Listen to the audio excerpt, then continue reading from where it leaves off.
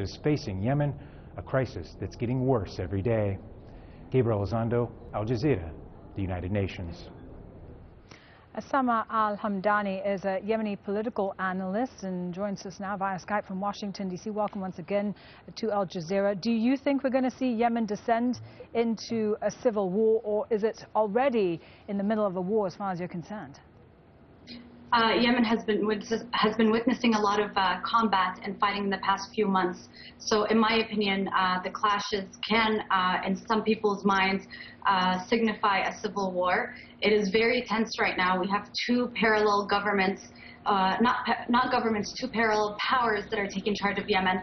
In the south, you have President Hadi, and in the north, you have the Houthis allied with the former President Saleh. Each power is issuing its own decrees. Each power seems to view the other as illegitimate.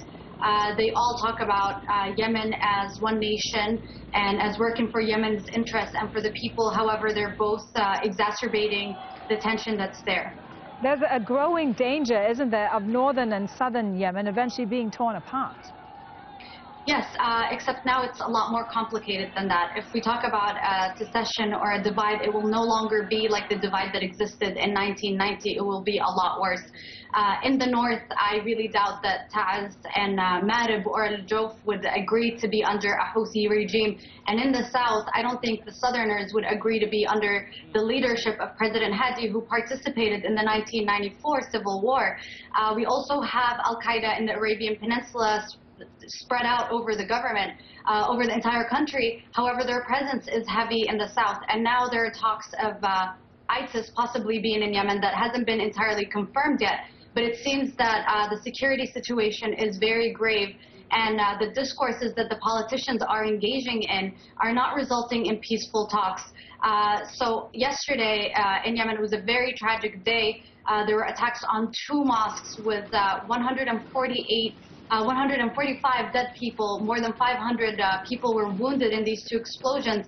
And I expected the Houthis to kind of condone these events, to condemn these events, and to kind of also bring Yemenis together and to represent Yemenis.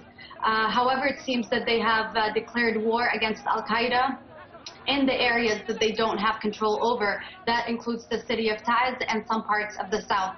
And so President Hadi, who's in Aden, is very scared of what the Houthis are going to do next. Sama, is there anything, do you think, that could pull everyone back from this verge? Absolutely. I think they need to talk to each other. So a dialogue is necessary. However, a dialogue that is going to be a repeat scenario of the dialogue that Yemen witnessed from March 2013 to January 2014 is likely to fail.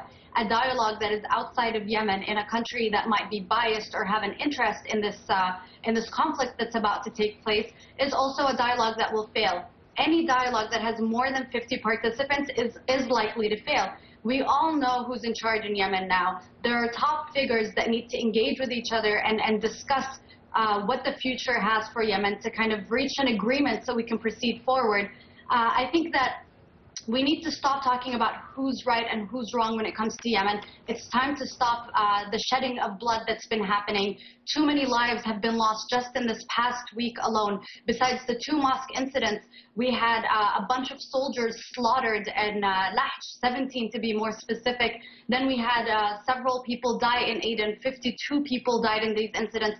And then amongst that, we had political assassinations taking place and several people killed in Al-Jof and Al-Bayda, and that is a lot of souls to lose in just a short time period. Sama Al-Hamdani, thank you very much for speaking to us. Yeah, you're welcome. Thank you. Now, activists say